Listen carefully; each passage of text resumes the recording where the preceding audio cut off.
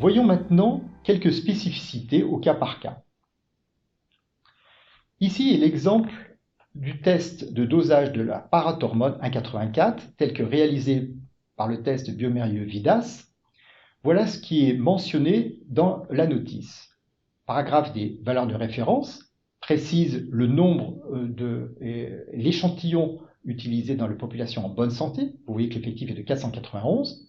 Figure également l'intervalle de référence, très clairement indiqué, 9,2, 44,6 picogrammes par ml, ainsi que les intervalles de confiance pour les zones, les limites de référence inférieures et limites supérieures.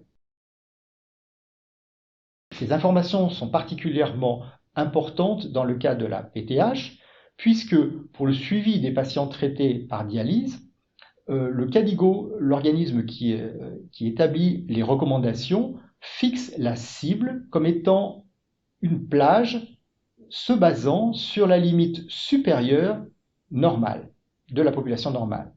Donc, dans cet exemple-là, la borne supérieure de l'intervalle de référence est 44,6.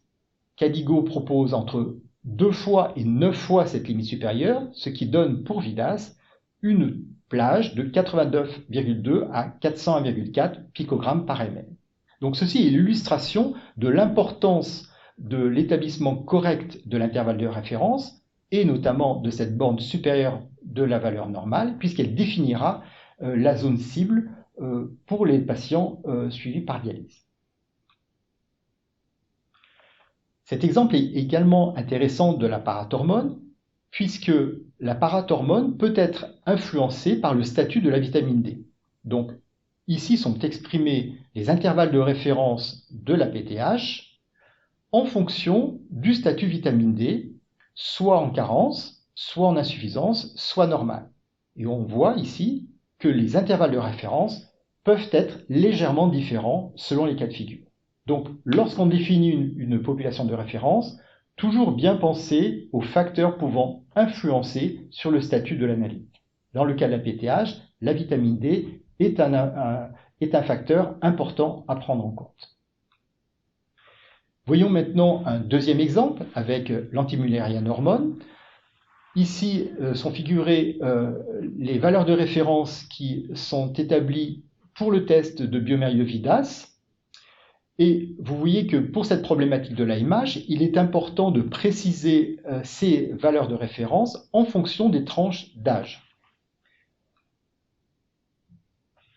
L'interprétation de l'AMH est un petit peu complexe, donc c'est pour ça qu'il faut tenir compte de l'âge de façon très précise et donc de cette distribution observée pour une population normale avec le 50e percentile et la zone de normalité qui est établie par le fournisseur.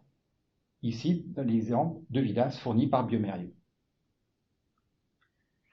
Pour illustrer encore cette différence entre des populations, nous avons mené une étude de comparaison entre une population française et une population indienne.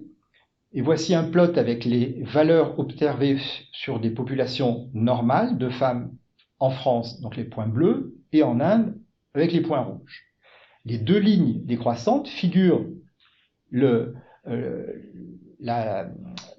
déclin en fonction de l'âge de l'AMH.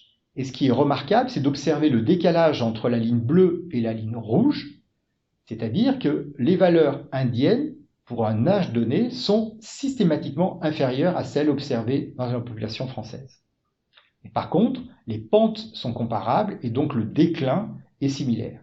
Donc vous voyez que si on ne corrige pas ou qu'on ne tient pas compte de ce facteur de population, on pourrait moins bien interpréter un résultat d'AMH si l'on applique en Inde des valeurs de référence observées sur une population française. D'où l'illustration de l'importance de revérifier localement les valeurs de référence dans l'entourage du laboratoire.